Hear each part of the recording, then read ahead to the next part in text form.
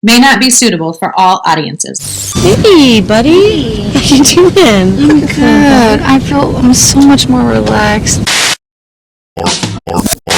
Art 101 with Mr. Burgher.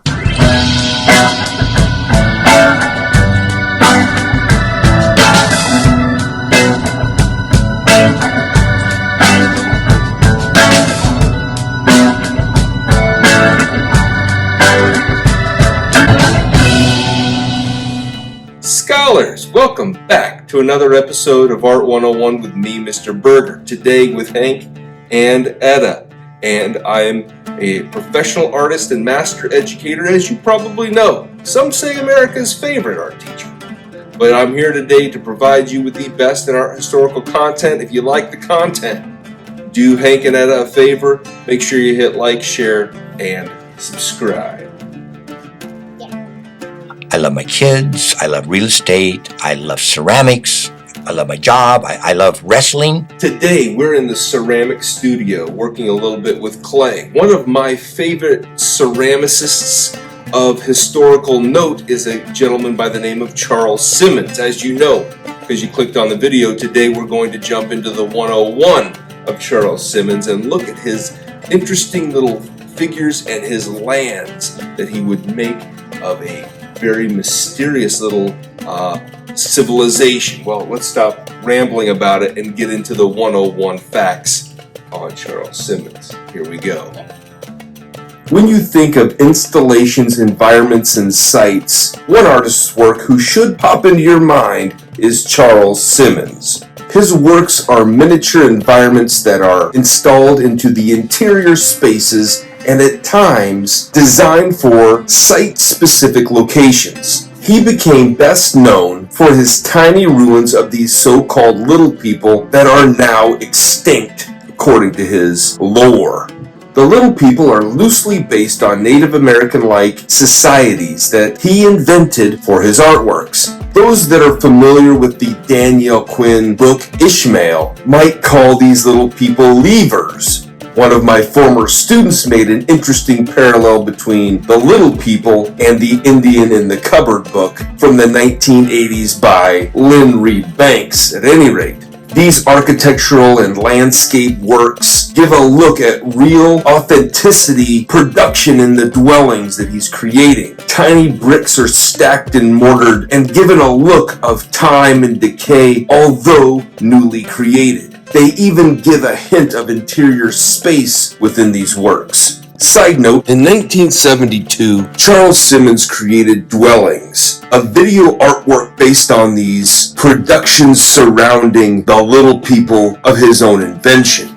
Let's take a quick look at some of the clips from that video artwork.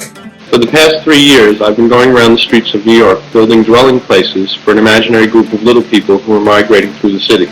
Each dwelling tells part of the story of the life of these people, where they go, and what they do, how they live, and what they believe. Some of the dwellings are ritual places, some ruins that are being re-inhabited, some just houses or settlements. Usually the little people live wherever the landscape of the city seems to offer them a home, but their survival is very much dependent upon the flow of life around them and the kind of treatment they receive. For the past 2 years, they have been populating a neighborhood on the Lower East Side, where life on the street is very active.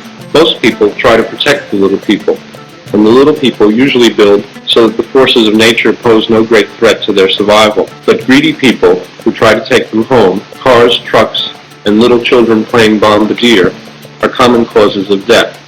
They'll make the CC, but do you get paid for that? No. It's nice, man.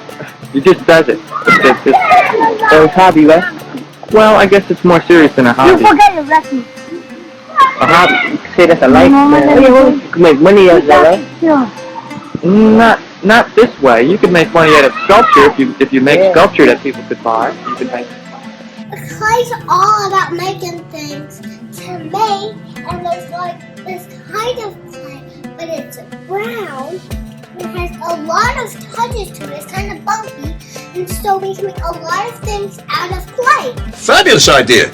Charles Simonds, like most, began working with clay in the 4th grade. As a youngster in elementary school, he was enamored by clay, And this carried over to his time at the New Lincoln School in New York City, where he was inspired to take his love for modeling out of the classroom and would create a lifelong ambition from this. The pastime was supported by his parents throughout high school, and he would major in art at the University of California at Berkeley and going on to Rutgers University as well. As is the trend, like a lot of artists do, he also became a college professor teaching in New Jersey, where he would notice the deterioration of brick in some of the older buildings in about 1971. Immediately, he began to experiment with clay and sand and looking at Native American or African dwellings that were made from terracotta or other types of clay and earth, and he began to fabricate some of these in the studio and then attach these little models to the dilapidated buildings, and as noted in dwellings, would occasionally capture his art in self-produced art movies. Art is all about having fun, and you can make anything you want. You don't have to copy or nothing. You can do anything you want with art. The seeds that me and D-Lou and Dancy put into them, I want to see them blossom into flowers, because it's a beautiful thing when you see your kids doing what they're doing. Simonds' work caught on, and soon he was creating the little dwellings for various galleries and art collections around the world. He considers himself a poor draftsman and only picks up a pencil to draw when he has an idea that he cannot begin right away. But as we look at his works, there are basically three types of architectural structures that he creates: the circle, the spiral, and the line. All three are described in his 1975 book, Three Peoples.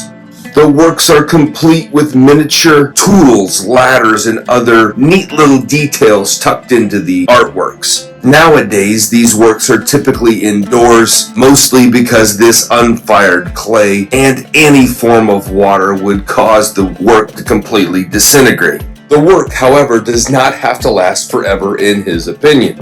Time will change the work, and those changes are a part of the work's history, and that is an important part of the work as he has created it. People live and build shelters. People die and the shelters disintegrate. Both the people and the structures come from the earth, and both will also re-enter the earth. This is the way of the art of Simonds as well. He lives and makes his art. He will die and the art will disintegrate. Both the art and Charles Simonds will be reclaimed by the earth. And as he is absorbed back into the earth, hopefully we can reflect on the great artwork that he has created over his time here on earth.